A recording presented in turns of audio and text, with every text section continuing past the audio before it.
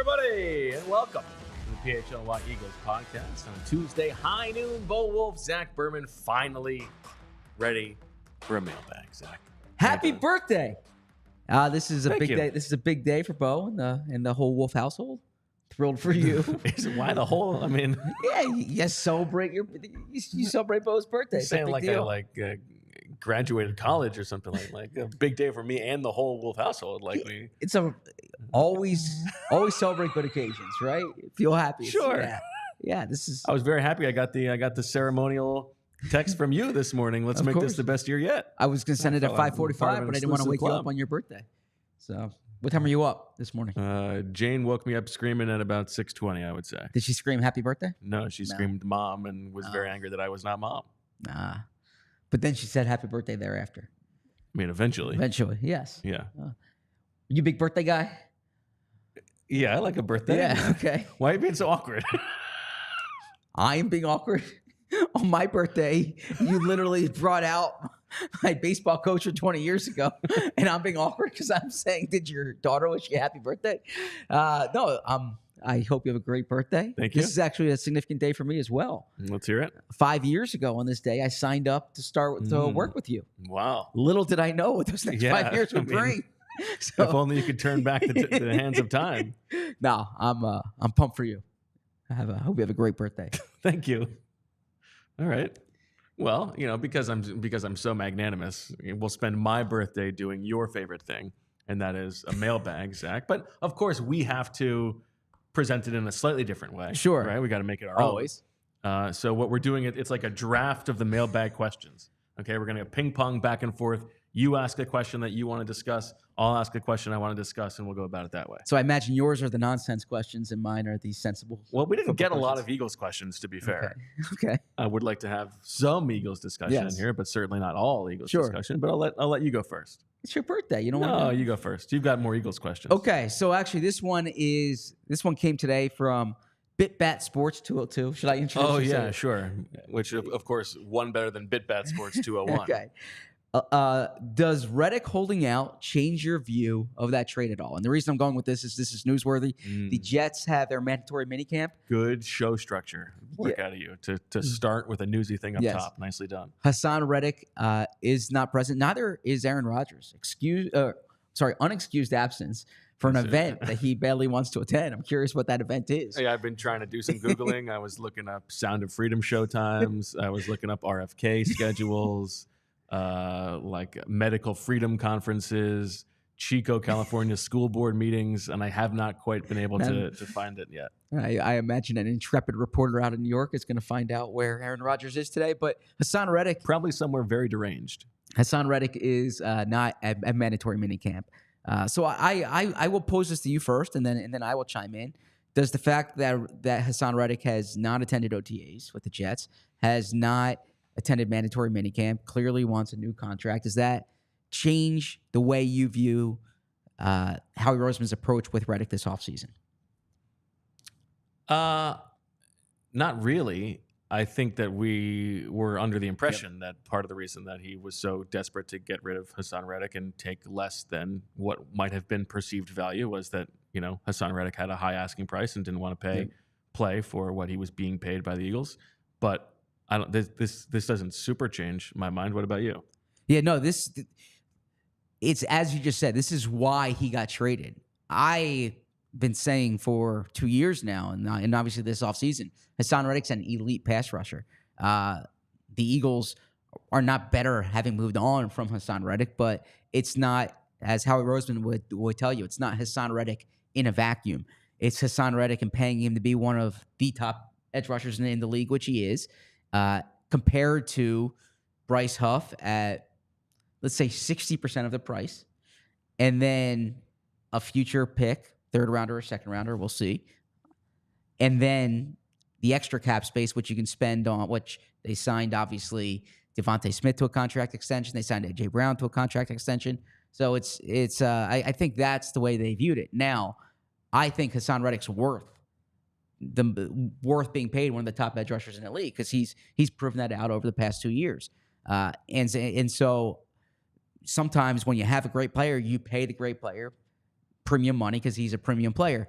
So I wouldn't have objected to if the Eagles gave Hassan Reddick a contract extension.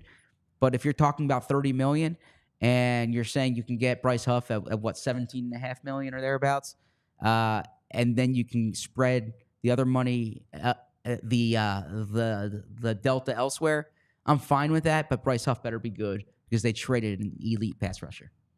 Yeah, it doesn't change the fact that they look worse on the edge than they did Sure. last year, right? Yeah. So, yeah, I mean, I don't know that Reddick's going to get everything he wants. I imagine, like, I don't expect him to hold out all season long. Like, it's not a big surprise that he's not there in the spring, and he's not the kind of player who necessarily needs to be there in the spring. Are you surprised the Jets made the trade and didn't have something? You know, Joe Banner always says, like, if you're trading for a guy who wants a new deal, you better have that deal worked out before you make the trade. I'm not surprised that the Jets didn't necessarily know what they were doing. That has never surprised me. Okay. Yeah. Do you think that there was another part of the question, or if it was a different Reddit question, does this indicate to you that maybe last year behind the scenes toward the end of the season, there was a little bit more to Hassan Reddick's discontentment? As far as contributing to what happened behind the scenes for the Eagles? Or just being a big factor in why he's gone? I don't know if I think Hassan Reddick wanted to have big time numbers so he could get paid, right? You get paid based on sacks, but sacks aren't a bad thing, you know. So if he was trying to get 16 sacks, that's good. Like 16 sacks is but he was being asked to drop a lot more under Matt Patricia than he was before that. So I would imagine that he didn't like that. Yeah. But there's obviously a structure within the offense. Oh, I'm sorry, within the defense. I heard Jason Kelsey on WIP, and he was talking about the collapse, and he basically said, like, when you're in that situation, everyone's kind of in like self-preservation mode, and that happens when teams are struggling. So I imagine guys who want new deals or who are in a contract year or need to kind of enhance their numbers, there probably is a degree of, you know, self-preservation. I don't know if that's what Kelsey was referring to. I don't know if he was referring to the coaching staff, whatever it may be. But Hassan Reddick wouldn't be if that was the case. Hassan Reddick would not be the first person, quote unquote, chasing numbers. But I keep going back to, like, sacking the quarterback's a good outcome. Sure, you want to sack the quarterback. So okay. All right, I'm gonna give you an Eagles question too. Sure. To start, this is a fun little thought exercise from David Groob 15, who wants to know. Says he's been begging for someone to analyze what would have happened if we drafted Justin Jefferson.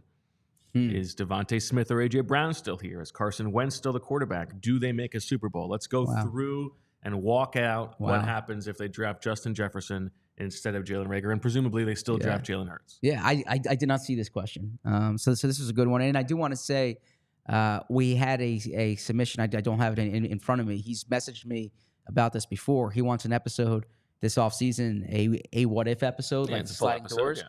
And I think that'd be a cool episode. So that's something that's on my list of offseason episodes. But for this Justin Jefferson exercise, I mean, clearly he's better than Jalen Reagor, right? Carson Wentz was in a regression, but the wide receivers were bad in 2020. I would venture to say Carson Wentz gets one more year.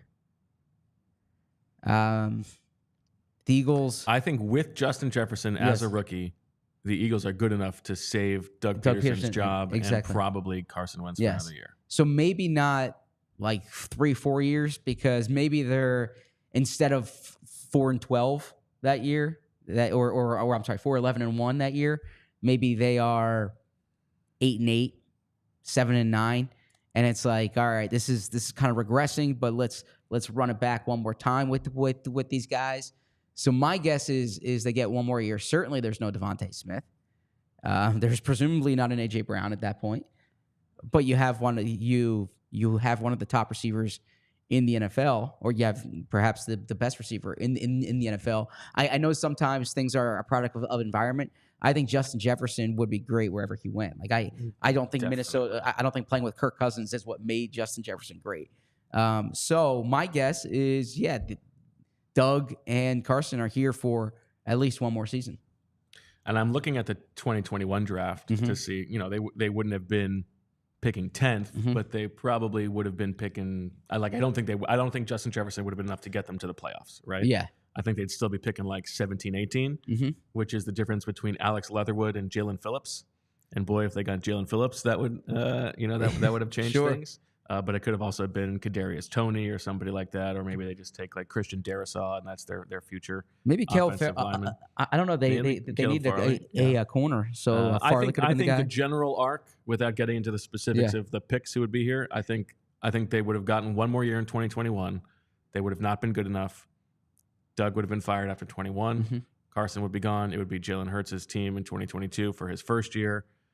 I don't know. It'd be funny to who would they have hired then? I don't know.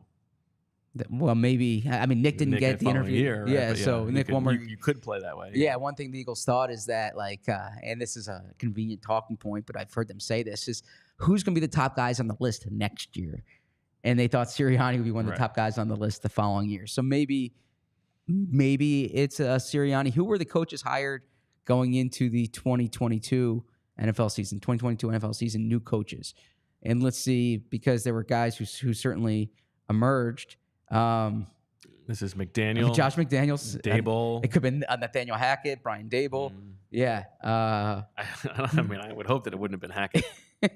I could see them hiring Mike McDaniel. Yeah, actually, Mike McDaniel's probably the guy there. Right. That's someone that they were interested in before. Right. Yeah, Mike McDaniel. Now, would Mike McDaniel choose the Eagles over? So now you've got a Mike McDaniel Dolphins? Team with Jalen Hurts, Justin Jefferson. I don't know. Is that better? Probably not than Devontae and AJ. Devontae right? and AJ, you're right.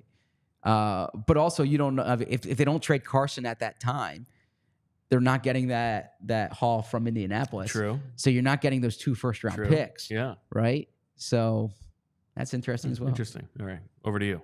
Over to me. Let me pull up my my list here. So here's one. Well, this is also a what if. This is from Grizz45991326. Oh yeah. This is like back in my AOL instant messaging days, Philly Boy 6. Philly Boy 6, good memory. If Jalen struggles this year and shows little to no improvement from 2023, do you believe Howie begins the process of finding the next quarterback? Where is your current belief on Hurts on a 1 to 10 scale? I'm currently at a 7 and think he should be able to be MVP level again. I would say if Jalen is bad this year, if Jalen plays the way he did in the second half of last season for the whole season, then yeah, I think Howie Roseman would start to be thinking about contingency plans at the position. I think he would. I would find it hard to believe that he would move on this offseason, but I could see him preparing to potentially move on the following offseason. And I know like the money is significant. You'd be setting probably a new record for dead cap money, but it's not something that they've necessarily worried about in the past. I think they care more about getting the right quarterback. I don't think that it is impossible to think that Jalen Hurts has only 2 years left here, but I think that's really unlikely. And I think the stuff around him is good enough and should be good enough. And we've seen him play at a high enough level. Now, maybe this is part of what you would have said about Carson Wentz in 2020, but he's still young. I feel like there's more for him to give, but it is something of a crossroads for him entering the season, don't you think? I don't think a crossroads yet. I mean, I think if there's a year of regression, then next year's the crossroads year. I don't think that he wasn't bad last year. He was inconsistent. 2 years ago, he was number 2 in the MVP in the MVP voting. Went toe to toe with Patrick Mahomes in the Super Bowl. So I don't think we're at the crossroads year yet. I think a crossroads year would be in another year. So I don't see us now. You also need to say what's the alternative, right? You're not going to be. It would surprise me even if Jalen's inconsistent this year, they're drafting in the top 5 or top 10. It's not a great quarterback draft to begin with next year, although that can always change. you wonder what veterans could become available. So I don't think there would be an alternative that would be superior to Jalen Hurts, unless they look internally and they're like, man, Tanner McKee or Now we're man, Kenny talking. Pickett. I still believe in Jalen. I think that I look at the high water mark, right? And look, course. I said the same thing about Carson, and I was wrong there. Going into the 2021 or to the 2021 offseason, one thing I said is like, I've seen Carson play at this level, right? It's hard for me to give up on someone when they've played at that level and they're at that age. And I was clearly wrong. I've seen Jalen play at that level. So maybe there's an anchoring bias from my perspective, but I think that Jalen can be an elite quarterback in this league, has shown that, is young. I think he's made from the right stuff, but he does need to improve. Like, stagnation is a problem in this league. And there are quarterbacks who get to a certain level and then they don't get better. And teams like keep running it back. And so Jalen needs to keep moving his legs, so to speak. Let me ask you this. What do you think is a more likely path towards a divorce here? Jalen Hurts is not good enough on the field, or Jalen Hurts and the organization butt heads philosophically behind the scenes? Good question. I think it's more performance related, right? But I mean, if the performance is good enough, Yeah. it doesn't matter what's going on behind the scenes. Yeah. They'll take the performance on the field, Yeah. right? But if there's a middle ground where like he could still be good enough, but maybe there is a butting on the heads. I don't know. The Carson Wentz experience taught me a lot. Like, Jeffrey Lurie literally said, this guy has everything you want in a franchise quarterback when they gave him a contract extension. And then before that extension commenced, Right. he was out of here. Right? Like, this was so that they gave him the extension in June 2019. And then by March 2021, he was traded, and he had demanded a trade. And by December 2020, he was benched. So, like, the NFL, it's the expression "not for long." Like, things change so quickly. Yes. And so I don't think it's like a preposterous conversation to have. I just I'm still betting. I mean, on Jalen. it's pretty wild. Like, but I'm saying I would have the thought overwhelming odds are that he's going to be here for a very long time. I would have thought the Carson Wentz thing is so. If on your birthday in 2019, okay, which was like a week after the Eagles signed Carson to a contract extension, Okay. if you said so in 2019 you turned 33. 33. Yeah. Okay. And so if you said by the time you turn 36, Carson Wentz is going to be playing somewhere else, right? You would have thought that's crazy, right? So, yeah. Are you at the point, like, do you always know how old you are? Just like right off the top of your head? I have to do the math sometimes. You have to do the math? Sometimes, yes. No, I don't remember exactly how old I am sometimes. I never have that issue. Sometimes, like, you're so conditioned to saying, I'm 37, and then when you turn 38, like a week later, you forget that you turned that kind of thing. But no, I don't need to do the math. I mean, I know I'm pretty sure I know the range. Yes, but sometimes I have to think for a second what the actual number is. No, I'm pretty good with my birthday. Yeah, like with my age. I know my age. You gotta work on it being the best year of your life. Yeah. Every year it should be. Actually, when I drop Sloan off at school, I tell her, make this a great day. Don't have a great day. Make this a great day. And her teachers like when I say that. I like that. I say, yeah, it's up to you. That's good. Yeah. All right. An important question from McJiggle, Zach, and the question here from McJiggle is a public bathroom question for you. Oh gosh. Okay. If there were, I saw this in the tweet, but I'm not sure I saw the question. All right. Well, let's get to it. This is a good plumbing of your mind. If there were 5 urinals, okay, you walk in. There's 5 urinals. Okay. And you go left to right, 1, 2, 3, 4, 5. Yes. Right. Bo is positioned at urinal 2, and Jeffrey Lurie is positioned at urinal 5. Okay. Which urinal would you pick to pee in? Was this seriously a question? All right, so there's 5 urinals. So there's 5 urinals. You can go You're at 1 2. or 3 on either side Yeah. of me, or you can go 4 next to Jeffrey. I'm going 1. Interesting. Why? I got the wall on one side, right? I mean, that's the way to go. It's like an aisle seat, or it's actually more like a window seat, I guess. But yeah, that's kind of the way I'm looking at it. Is that because if I pull in the 4, Interesting to compare a urinal to a window seat, but if I'm going in, it's all about the views. Yeah, if I'm going to 4, then someone could come next and stand at 3. You could get sandwiched. Now I'm sandwiched. So look, 1, you're I giving know yourself, there's you're only going to be one side. Yeah, no matter what. exactly. Okay. And the reality is you're already there. Okay, so presumably, yeah. Someone says Zach's not going to want to do mailbags again. This might be the question. I'm sure there's other questions that are going to drive me away from mailbags. I was expecting more football stuff. Wait, so here. We started with 3 straight football questions. All right, so here, I will play this out. Presumably, okay, I am not going to start and finish by the time, you're probably out of there by the time. Maybe, Yeah, while I'm midstream. So in that situation here, okay, I am at 1, all right, in this scenario. First of all, why are Jeffrey and I at the urinals? Like, why? Why do billionaires have to have different bathrooms? We can't all just pee together? But typically when I'm at a venue where Jeffrey is, Let's say it's the owners Oscars. are not using the You press and I box. have won an Oscar, and he's there as well. We're in our tuxes.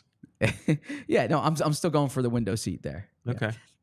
I think I've said this on the show before. Would you do the same thing if Jeffrey and I were reversed? If Jeffrey was 2 and I was 5, you'd make the same call. Yeah, I'm going for it's not about the person; it's about the. Yeah, it's exactly. I don't want to be boxed in person to person there. So if I have my druthers, I have a wall on one side. Okay. And so that's the way I'm going. I've said this before. The Giants practice facility, they have a toilet, like a bathroom in the Giants practice facility. And there was a practice one time when I was peeing and Coughlin and then Tom Coughlin came in, and you don't know, like, if you're supposed to, like, acknowledge the existence. It's Sure. like a head coach during practice. Sure. Yeah. So I think I just did the head nod. You Yeah. should have told him he was late. No. Yeah, Coughlin time. I get what you're saying. Okay. All right, Zach. Well, one thing that might potentially make you need to answer this question in the future is if you're sucking them back, Zach, because you drink enough Miller Lights, you might need to. Oh, definitely. Let it loose, and if Jeffrey's there, all the better. Miller Lite has been providing you with the best light beer since 1975, and a lot has changed over the course of that time, but one thing that hasn't is the great taste of Miller Lite. Another thing that hasn't is that it remains less filling. So what is the best thing about Miller Lite? Is it the great taste? Is it less filling? Is it great taste? Is it less filling? Is it that it's only 96 calories per 12 ounces? Hard to beat. And the truth is, you don't need to know the answer, because Miller Lite keeps it simple, undebatable quality, great taste, and only 96 calories. It's the beer that strips away everything you don't need and holds on to what matters most. A light beer that tastes like beer, less filling, and only 96 calories. The original light beer since 1975. You don't have to choose what's best. Miller Lite has great taste and is less filling. Tastes like Miller time. To get Miller Lite delivered right to your door, visit MillerLite.com/PHLY-birds, or you can find it pretty much anywhere that sells beer. Celebrate responsibly. Miller Brewing Company, Milwaukee, Wisconsin. 96 calories per 12 ounces. Fewer calories and carbs than premium regular beer. I was watching Anthony Gariano's. I was watching Anthony's show yesterday, and I heard him talk about, when you have a new job, you have different health insurance. Sometimes you have to adjust pharmacies, or there are different changes there.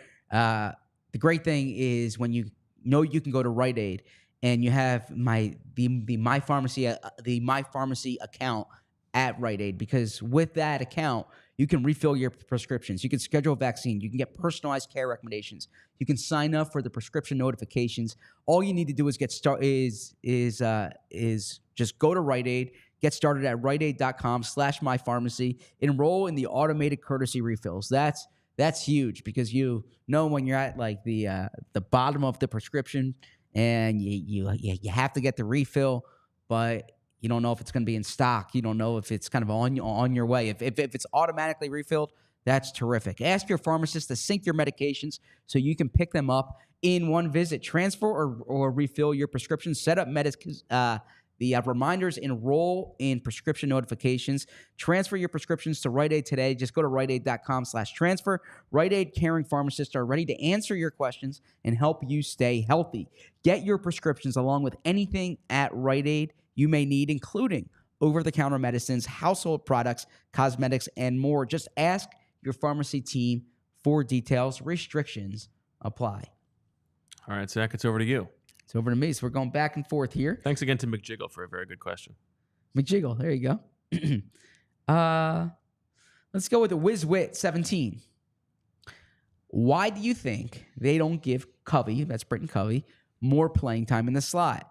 He's been with the team for a few years, has the prototypical build and quickness for those quote-unquote New England type of routes, and it's not like others are ahead of him when you go out and get a Paris Campbell.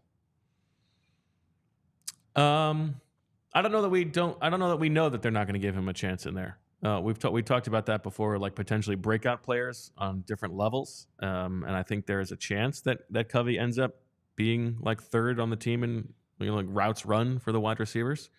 I think it's, Paris Campbell is the leader in the clubhouse and probably still the betting favorite.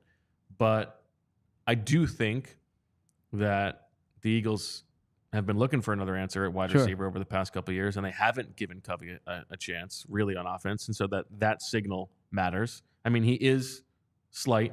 Mm-hmm. I think that his make you miss in space doesn't play out as well on offense as it does as a returner for whatever reason. And I think he goes down not easily, but he's not the most difficult player to tackle for someone of that juice. But I think that there is a chance that he could work his way into being a guy here. I think, as we've talked about, ideally they would like someone who can play on the outside to be getting snaps so that they can move Devontae or A.J. Brown inside. But I wouldn't count out Covey as playing a role in offense just yet. Yeah, I like Britton Covey. I do think there's kind of a misconception that if you're a short white guy, like a 5'8" white guy, that all of a sudden you can be Julian Edelman or Danny Amendola or Wes Welker. Britton Covey, when he was at Utah, he was an outstanding returner. He was a good receiver. He wasn't like an elite receiver. His best season was his fifth year. He had 52 catches for 514 yards and 3 touchdowns in the Pac-12. But overall, he had 11 touchdowns in 5 seasons. I should say 11 receiving touchdowns in 5 seasons. I think, I think he's solid. They've seen him for 2 years. We'll see if he gets more of a look there. I've mentioned, without kind of stereotyping, Cole Beasley is of a similar build and had production in this Kellen Moore style offense in Dallas. So maybe there is some carryover there. But when you compare it to Paris Campbell, like Paris Campbell is more gifted.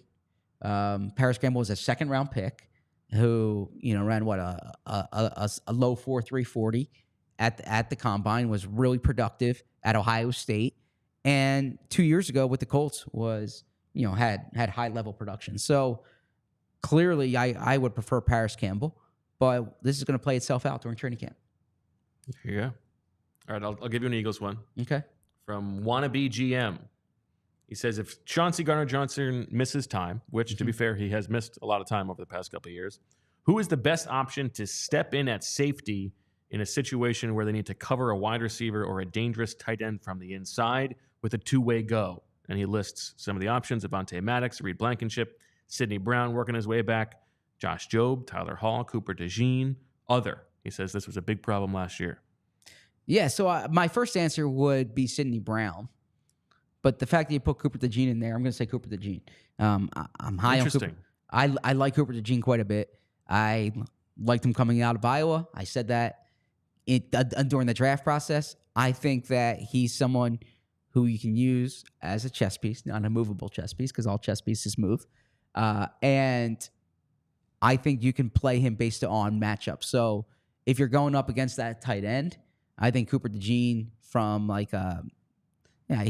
he's not big, but he can play that type of role. He's played in the inside. He's played in zone before. So typically you're looking more of like a zone match there. So I would lean toward the Gene, but I think Sidney Brown would be my next one up there. I think my answer here is Avante. Now, I think there are different situations. Okay. But we can acknowledge that there is overlap between what the responsibilities of a nickel are and what the responsibilities of a safety are. But we haven't seen, Cooper DeJean has, as much as Vic Fangio is throwing at him, he did not line up at safety, right? Mm-hmm. And so I think there could be games where there's a specific matchup where they want Cooper DeJean on the field for. But if we're talking about like who's going to, on an every down basis, step in for Chauncey Gardner-Johnson at safety, I mean, first of all, in the spring, it was Avante Maddox. I think if he can stay healthy, he provides a little bit of that skill set. The Sidney thing, I mean, it also depends on when in the season this happens. If it's in September, I would still say Maddox. If it's in December, then yeah, Sidney Brown's going to have to step up probably. But I think that's part of the reason why Maddox would make the roster is because he is a potential, good plan B at safety. And do you think in this hypothetical scenario against a tight end that he's too small, or you're always going to have a safety like none of these guys are going up against Kyle Pitts and defending him one-on-one? I mean, I think he's the best option. Okay. Maybe enough. If it's a specific go cover that guy, it's like a basketball game, like your only job is to get that man, then yeah, maybe DeJean makes sense. But yeah, I think Maddox is more higher on the pecking order at the moment. Right. I imagine we'll get to some other non-football questions, but this one is a football question, and this is a topic that has come up. I've had fans reach out to me about this as well. The birds are very thin behind Jordan Davis at the nose. PJ Mustafer? ? I would love to see another veteran run stopper and Calais Campbell brought in. This is from Turncoat Forever. Well, Calais Campbell's not a nose tackle. Yes, yeah, that's. But yeah, he would be like if Milt Williams went down, or if Jalen Carter went down, Campbell would fit that role. He's not lining up over the center. Right. I mean, I think that an extra defensive tackle, whether that's a nose or not, is a thing that they could add for sure. We've talked about Mustafa. Tui Pelotu can do it a little bit, even though he's a little bit undersized for that. Yeah, I think that is a need, and you have a guy in mind. Yeah, my guy in mind is Brian Monet from the Seattle Seahawks, or he had been with the Seahawks. He missed last year with a torn ACL. Signed a 2-year, $11 million deal with the Seahawks. He has real starting experience. He started 8 games in 2021, 2022, and his defensive line coach during that period was Clint Hurt. Mm. So, Clint Hurt has worked with him. When you talk about the size, 6'3", 345, I mean, that's what he is. He plays the nose. Now, he's been available since early March. He was a cap casualty by the Seahawks when they cut Jamal Adams, when they, he was in that group. He's still kind of hanging around there right now. I don't know what his health is, right? He didn't play last year, as I said. But when you're talking about nose tackles available, he's 28 years old, has experience with Clint Hurt, that would be the place I would look. And I got to tell you, I haven't crunched Brian Monet film, so I can't tell you how Brian Monet did in 2021 other than just looking at the profile and having starting experience. Yeah. By the way, how about my Perry Nickerson call? Yes, I meant to give you credit for that. What a call. You said they're going to sign him before camp. They literally signed him right away. It's as if Howie listens to the show. What a call. It's just, yeah. That was fantastic. Big ups to Bo on that one. Bo. I know. What's your next one? Bo. My next one for you is... No. I was going to say, what's your next call? What's your next, I gotta speak it when it gets spoken to me. Okay. When my eyes see it. Question from Kelly Cow. Zach, how many of the players you project on the 53 You're smiling here. are aware of hentai. And I vaguely remember the hentai reference. I actually Googled think, it. I think I Googled it and quickly X'd out. Mm-hmm. And didn't want anyone in my family knowing I was Googling that type I of really thing. messed up my Google searches trying to figure out what event Aaron Rodgers is at, but You're gonna get some targeted ads, I hope huh? not. Yeah. How many are aware of it? Is that something you'd be really online to know? Or is it like a proclivity of sorts? Let's say 63%. Really? I would go under. You go under. Okay, Yeah. 44%. Well, I would take the under. I didn't know what it was. Yeah, I did not know what it was. If you had water gun to your toe, Yes, that you had to pick someone on the roster that you were most confident would know what hentai is, who would you guess? Who would you who would you have as your I white don't knight? want to mischaracterize or I don't know. Who's your answer? It's a for that? game. Who would you pick? And again, like I tried to wash this out of my memory. Is it comparable to anime? It's comparable. Yeah. Okay, so then It's a little bit. It's a more vivid. I was gonna say I think. I mean, Jordan Davis knows anime. Jordan Davis came to mind as well. So Jordan Davis knows anime. Yeah. So I would say Jordan Davis, but Jordan, if you're watching this, I'm just trying to answer Bo's question because anime. It's nothing about hentai.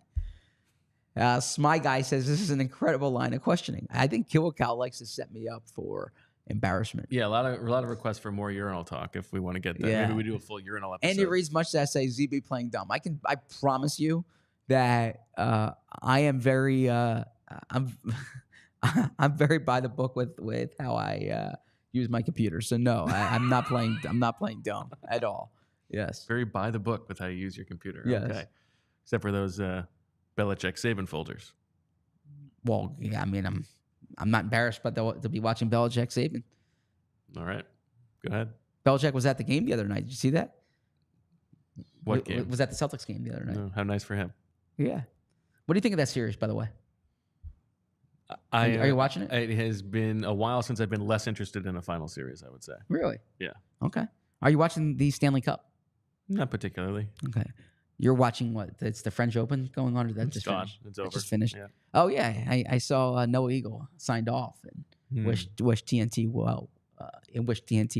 What's the next? Wimbledon comes up in a couple weeks. And then the Euros start on Friday, I believe. And then during Father's Day weekend, there's typically a US Open. Yeah, the US Yeah. Open. Okay. Starts on Thursday. Okay. Yeah, I covered it when it was here. Was that Marion? Marion, yep. Yeah, and I've Where the Eagles were on Monday. Okay. They were there. They had their big nice. Eagles Autism Foundation golf event yesterday. You know who shot well? No, I do not. But I saw there was a group of Jeff Stoutland, his son, and Saquon Barkley. Oh yeah, Yeah. nice. Okay, that's a good group. Yeah, Stoutland's son Jake's good at golf. Yeah. Yeah, and he's good on YouTube. He did like him and Jeff did a competition. Him and Stout did a competition. Yeah.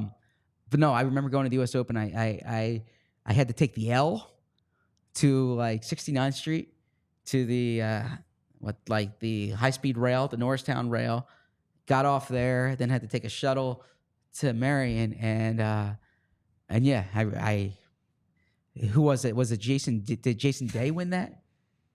I don't think so. No, Justin Rose won. Justin Rose. Yeah. Okay. All right. I thought I thought ZB failed when he took the L. That's what. Yeah, I took the L. Nice. So let's Tracer says that Dave Canales has terabytes of hentai. Okay, I'm staying so far away from that one. This is from on the topic of maybe the Hentai? US Open. No, maybe the US Open comes up in your answer here.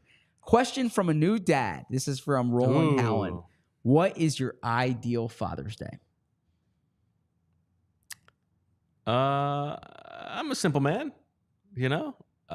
I'd like to sleep in. That would be number one. Well, nice little sleep in. Other than that, I just hang around the family. I don't have any big, maybe sit on the couch, watch the U.S. Open, have a bit of a low key afternoon. But yeah, I don't want. I'm not like I want to get out of the house and play a golf for 5 hours and be away from the family. I'm happy to hang with everybody. Do you get to see your father and you get to like? I won't see my father this Sunday, but okay. Yeah, mine.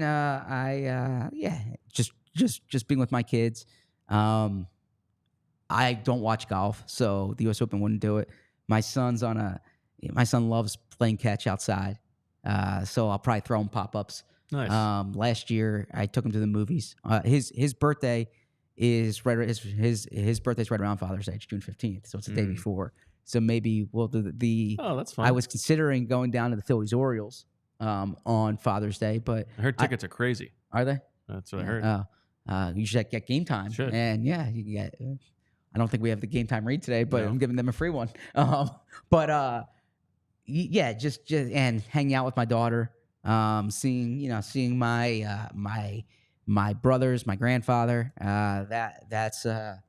That's on my Father's Day docket. So yeah, just hanging out with my kid.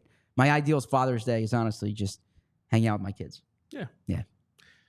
Okay. Well, we talked about sleeping in and wanting that as the goal. Well, you also want to sleep healthy. And at Sleep Healthy PA, they are committed to helping Philadelphia residents stop the snore and find solutions for sleep apnea that will allow you to rest well and improve your health.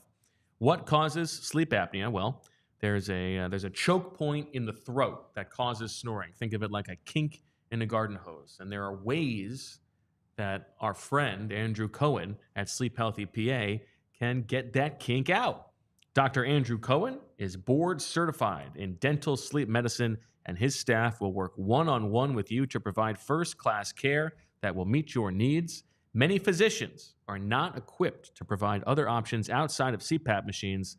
And if you are tired, if you have a CPAP machine and you're tired of using it and it's so cumbersome and it's get in the way of your comfort, and maybe the other person that you're sleeping with finds it annoying, well, reach out to Dr. Andrew Cohen. He says that 50% of divorces cite snoring as a main issue. Based in Jenkintown, he has worked for years to educate dentists across the country on his personal approach to helping those with sleep apnea. His team is committed to stopping the snore. Tell him that PHLY sent you and receive 15% off your initial workup. If you are experiencing sleep apnea and are looking for a custom solution to stop the snore, reach out to Dr. Andrew Cohen at sleephealthypa.com or call 215-337-2501. Tell him PHLY sent you. This time of year, sometimes you walk outside and it's bright and you forget, man, I need my sunglasses. Well, that's where Shady Rays comes in. Get ready for the season ahead with quality shades that are built to last. Our friends at Shady Rays have you covered with premium polarized shades that won't break the bank. Shady Rays is an independent sunglasses company offering a world-class product rated 5 stars by over 300,000 people. Their shades have durable frames and crystal clear optics, making them the perfect choice for all outdoor adventures. They have hundreds of options to choose from, so you're bound to find the perfect pair to match your style. They probably have a style to fit your favorite team's colors. My son wants those sunglasses, or he wears the sunglasses that he sees like the ball players wear, right? With like, like all sunglasses cover the eyes, but they have like the fluorescent colors on the front. Okay. And you can get those at Shady Rays. Exclusively for our listeners, Shady Rays is giving out their best deal of the season. Head to shadyrays.com and use code PHLY for 35% off polarized sunglasses. Try for yourself. The shades rated 5 stars by over 300,000 people. I see there's people in the chat going to the Phil's Orioles this weekend. Do you have Camden Yards memories? Have you been to Camden Yards? Yeah, I love Camden Yards. Fun place. I remember going when it was newly opened. You don't remember? Okay. From the game? I like the stadium a lot. I don't know what I want to tell you. You got to see Cal Ripken. You got to see Miguel Tejada. You got to like who did you see when you went to the? Does the game stand out for any reason? No. Okay. Okay. Brady Anderson, probably. Brady Anderson, center fielder, 51 home runs. Yeah. Yeah, I remember that well. All clean. They weren't testing, right? There you go. Yeah. All right, I'm going to steal one of your Eagle ones, so we get it in Okay. because we teased it in the tease for the episode. From Mista Masta. Says, recognizing full well that it's early and things can change very fast, which big-name Eagles newcomer would you be least surprised if they had a Rashaad Penny or Nolan Smith type season where there is far more hype than any sort of overall opportunity / production? So I don't know if this is a big name newcomer, but my answer here is Zach Bond. And I'm saying Zach Bond because we're talking about him like this guy's going to be the starting linebacker. And, there's a chance that Nakobe Dean's healthy come the I imagine Nakobe Dean's going to be healthier come the summer, but that they see Nakobe Dean and Devin White, and they're like, these are our starting linebackers. Zach Bond, your special teams guy who's going to play, 5 to 8 snaps a game. And that for all the talk about, Vic Fangio mentioned him first among the inside backers, and he was with the first team all spring. It's not a hard bar to clear for Nakobe Dean. And I also think that you get to a certain point where, if you have Josh Sweat and Bryce Huff and Nolan Smith and Brandon Graham, J.Alex Hunt was a 3rd-round pick. We don't know how he's going to, but they're not going to push for Zach Bond to get on the field in that situation. So that could be like Rashaad Penny, where at this time last year we were saying maybe Rashaad Penny's the top running back in this group, and then come week 1 or week 2, it's like, man, he's buried on the depth chart, and that could be the case with Zach Bond. I think Zach Bond's a really good answer for the reasons that you said. I mean, Paris Campbell, I think, has a chance to go the way of Rashaad Penny, where he just doesn't get on the field at all if somebody else jumps him there. And then I think Isaiah Rodgers is a possibility here from the free agency standpoint. I've been impressed with Isaiah Rodgers, but if Keely Ringo is so good and Quincy Mitchell is so good, he may just not have a chance to get on the field. On the rookie front, I think there is a possibility that Cooper DeJean goes the way of Nolan Smith last year, which is just that, if he doesn't force his way onto the field, they're not going to force him onto the field, right? If Avonte Maddox is healthy and Vic Fangio thinks he's better. Now, we heard that Vic Fangio loves Cooper DeJean, so that's probably not likely. But there's a similar fall for Cooper DeJean as there was for Nolan Smith last year, where the league spoke, and you obviously like this guy more than the rest of the league. Maybe the league happened to be right for him as a rookie. I don't expect that from DeJean. I think he'll be more involved than Nolan Smith was last year, but I think that's a possibility. My rookie one, I can see that being the case. My rookie one, it might be a stretch, but for what the hype is, Jeremiah Trotter Jr. There's a chance Jeremiah Trotter Jr.'s inactive or is well. What if Keely Ringo wins the job and Darius Slay stays healthy all season, and Quincy Mitchell just spends most of the year as the backup outside corner and doesn't get on the field? What Keely was last year. Right. Yeah, it's a good point. It's possible. By the way, my answer was going to be Devontae Parker, but he retired. So the guy is dead already. We need to He's rebury him? He's not dead. You're exhuming him just to kick him in the nuts one more time? No, but that was going to be my Rashaad Penny answer.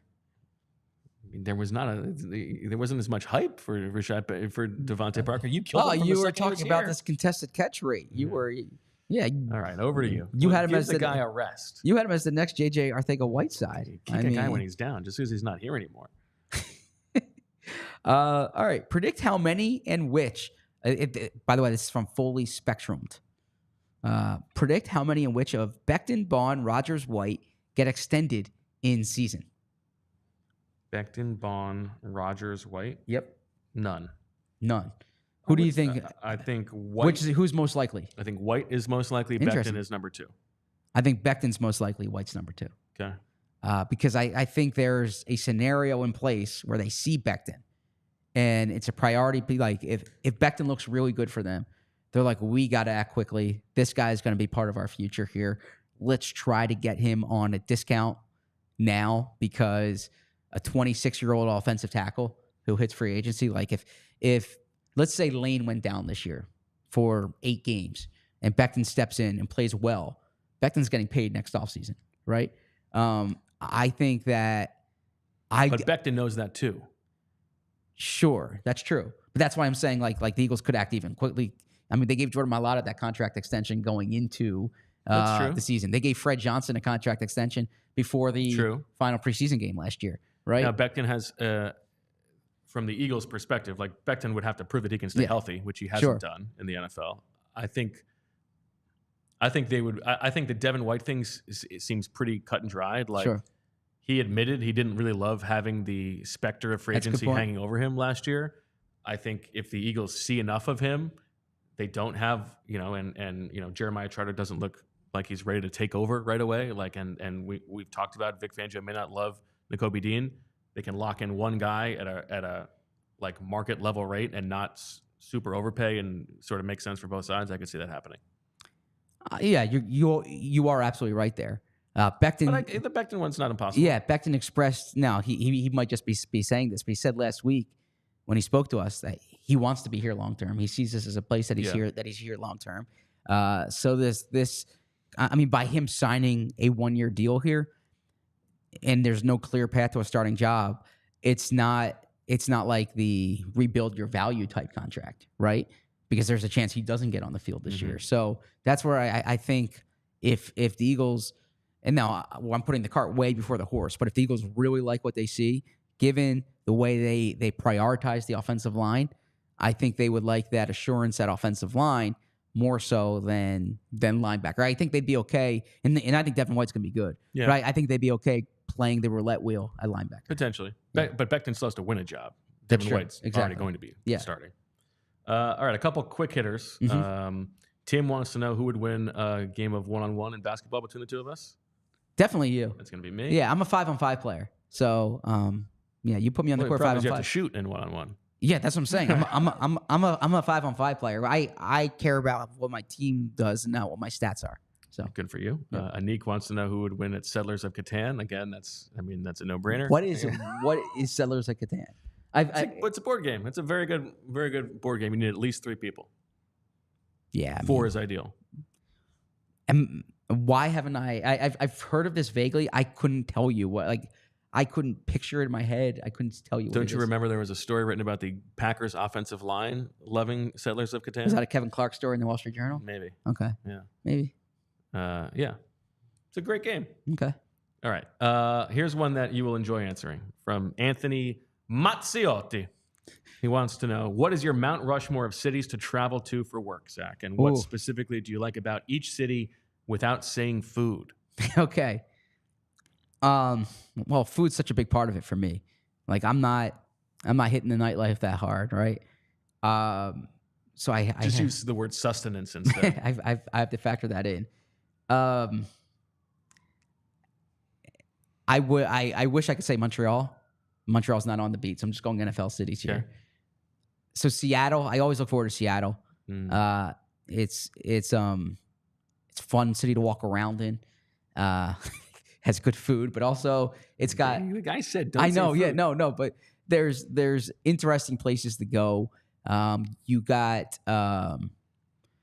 museums, you got landmarks, you got a beautiful college campus. You got other sporting events if you want to see that. I love seafood, and so it's a great, like oysters and salmon and salmon's fish more than seafood, but there's shrimp. There's it's a great place for that. I know I can't mention food. Vegas, definitely Vegas. Okay. Yeah, I know you're not a big Vegas guy, but Vegas has everything you could want and good weather. And you could relax. You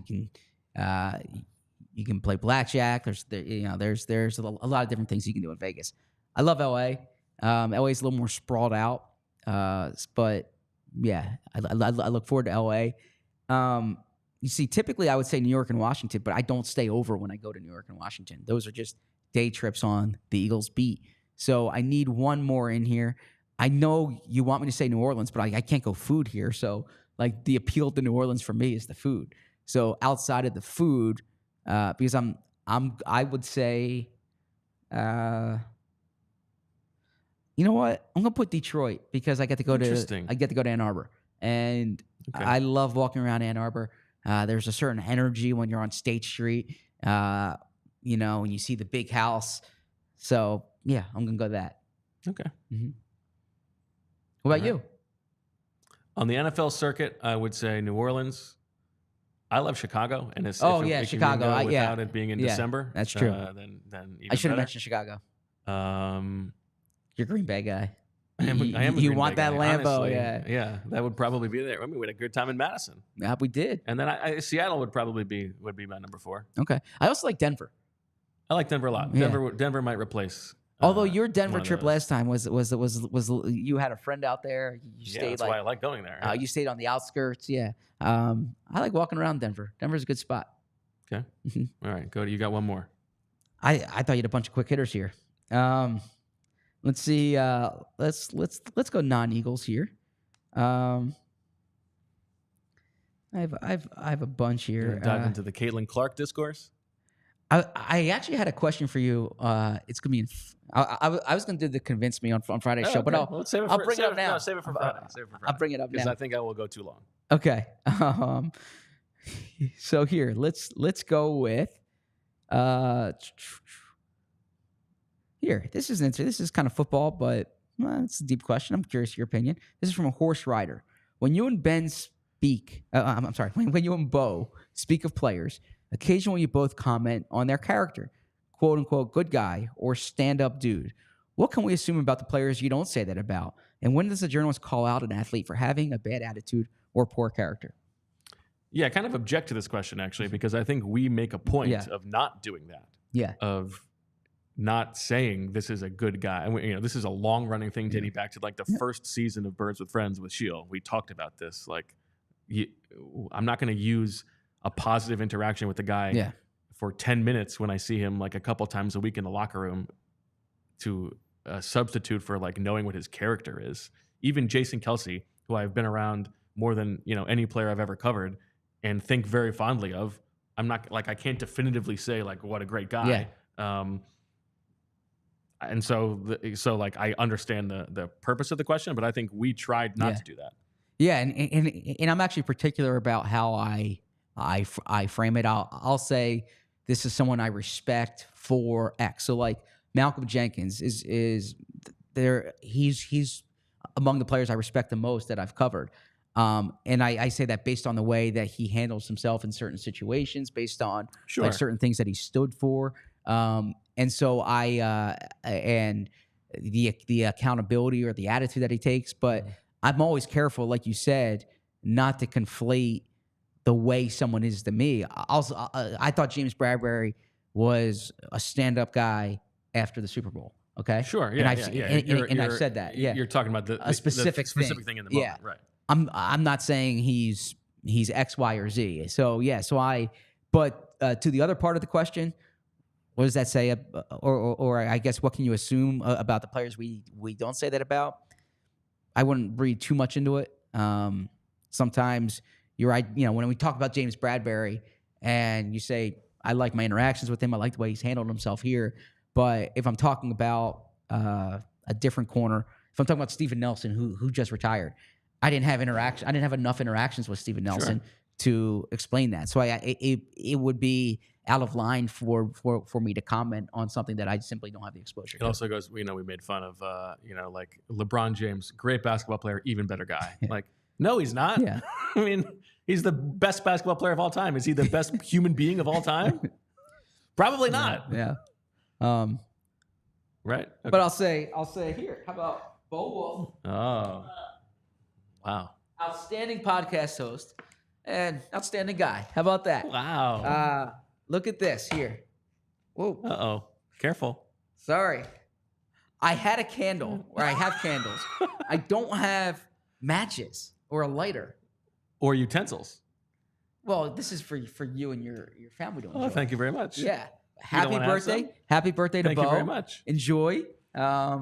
Yeah. You've got icing all over the thing. I'm sorry. I got to tell you, Emily, I told Emily last night, it's your birthday tomorrow. Yeah. She said, why did you tell me earlier? I would have baked him a cake. Oh. And I was like, you don't have to bake Bo a cake. I agree. I'll pick one up tomorrow. And she said, Zach, Bo did all of this for your birthday. He contacted this person and that person. They had a whole montage. And I'm like, I should have reached out to Josh Zeist. Is that his name? Josh Zide? Josh Zide. Yeah, Okay. I should have reached out to That would Josh have been Zide. weird, yeah. That would have been weird. Although not as weird as you were, as you reaching out to my assistant baseball coach Well, I in didn't. high school. To be fair, I didn't reach out to that person. Julia Joy did. just Okay. put out the call to the people, Gotcha. and they Okay. reached out to him. Okay, yeah. But no, genuinely, make Thank this you the very best much. year yet. Happy That's birthday. very nice. Yep. I will close with my final question for you. Yes. You get to choose which of these Noah Becker questions you want to answer. Oh, goodness. Rank your siblings in order, no ties permitted. Or what disappoints you the most about your personal relationship with Bo? Well, I'm not ranking my siblings. Good. So then I guess I have to answer I have to answer the other one. I don't want to. And by the way, shout out to John Patujas for an unbelievable question that I'm not going to ask, but did make me laugh and was perfectly framed. I don't want to get. You're amazing. You're. I mean, you're give me great something. to work with. Well, knock me down. The I would peg. say there'd be one. There's two things. There's one, three. There's six. Wait, hold on. Actually, let me get to the top 10. Yeah. No, I would never use the word disappoint. Well, I mean, one's a compliment. You're an outstanding writer. I miss reading you with the same volume you did before, but I look forward to when you do write. It's awesome. But no, I would say for the I don't know if we want to get into this for the sake of the show. I think that there are times when if I abstain from a question or a topic, then you frame it as if like it's an endorsement of that topic. So there are audience members who like speculate about whether it's like political or like social or the opinions that I might have simply because I don't engage in the conversation. And so I wish sometimes you didn't frame it in a way that because I don't engage in the conversation that therefore like I'm endorsing X, Y, or Z. What people thought about your opinions on those topics, you could voice them yourself. No, but like there's something a few weeks ago where you said Harrison Bucker can go to hell, okay, on the show. And I was like, and so just because like I moved on is like someone said to me like I was endorsing it. Whereas that's not my framing. That's not me framing your framing. That's I said my thing and you didn't choose to. Yeah, so I that's not on me. Okay. There are times when here someone says where was ZB on January 6th? There like, are times when I do this. That is true. Yes. So but the Bucker one is not one of them. Okay, but I'm speaking for myself. Yeah. So and Harrison Bucker can't go to hell. Or like Sheriff Joe. I didn't know who that Sheriff Joe guy was. No, I think in general, I think that one thing that I try to embrace is like diversity of thought, and that people are allowed to disagree. Like someone can have an opinion that I disagree with, but reasonable people can disagree. Now there's sometimes when it's like clearly black and white, and like, but I also don't think I personally don't use this as a forum to explain my social or political or. But I'll say I'll just say this real quick, okay? There's like. There's people who say one thing about me, and then they make fun of me for liking The West Wing, and it's like you could probably read into my love for The West Wing. You could probably like take that a step further in certain things, but because I don't provide commentary on stuff, it gets explain that. I really don't want to get into that. I try to. I want everyone to love this show and enjoy our show, and I am here for all viewers and listeners to kickers buy shoes too. Well, yeah. I mean, yeah. I don't want. I want everyone to enjoy the show, and I also think, I mean, not to get deep, but I think sometimes people come to this show as an escape from what they hear everywhere else. And so I'm not saying you have to take that approach, but that's the approach that I take. And so my disappointment comes sometimes when I abstain from an opinion, that it gets viewed as like an endorsement of the other side. Okay. But thank you very much for the cake. Absolutely. So I hope that's not too deep. I hope it's good. You spoke your mind. Happy birthday. Thank you very much. Yeah. We will be back tomorrow at noon live from the RFK Jr. And speech with Aaron Rodgers. We're going to be there covering it. Zach's going to speak his mind on that. And then we're going to go from there. It's going to be Medical Freedom Week here on the PHLY Eagles podcast. Back at noon tomorrow, noon on Thursday, noon on Friday. Lots more to talk about. Thank you for all the questions. We will probably dig into a few of these more as the week goes on. Nice that we were able to have an acceptable version of a mailbag. I Yep. think that's fair. We will talk to you tomorrow. Thanks to everybody for the happy birthday wishes. Happy birthday to Jacques Cousteau, I believe, shares the birthday, and Vince Lombardi. That's good company. There you go. For all of us here at the PHLY Eagles podcast, thanks for watching. We'll talk to you tomorrow. And as always, we love you. We all silly like the mayor.